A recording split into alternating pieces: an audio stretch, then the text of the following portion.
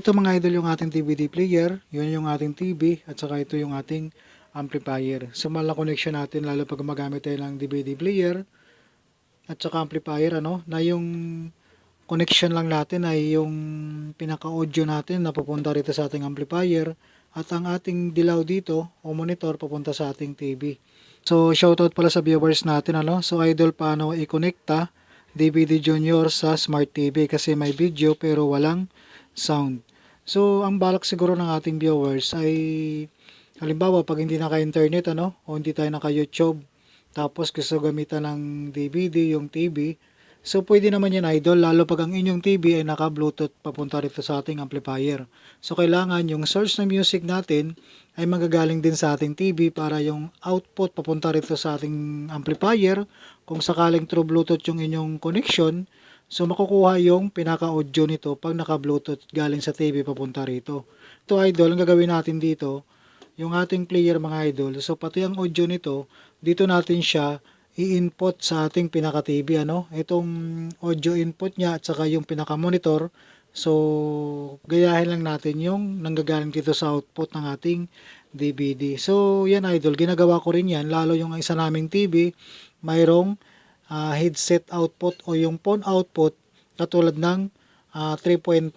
Yun ang ginagamit ko papunta sa ating amplifier. So yung DVD player, dito ko na pinadaan dito sa ating TV. So ganito lang siya idol, Kung sakaling gano'n ang connection ang gagawin natin. So ang gagamitin natin dito ng mga RCA mga idol ay tatluhan, Ayan. So kabilaan po yan. So output tayo dito sa ating DVD player.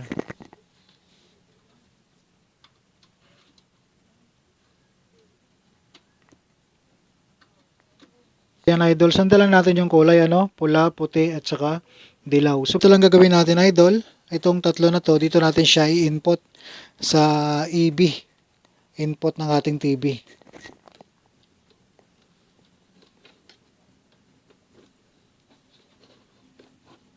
Na siya idol, kung anong connection natin dito sa output ng ating DVD, ganun din yung connection doon sa input ng ating TV.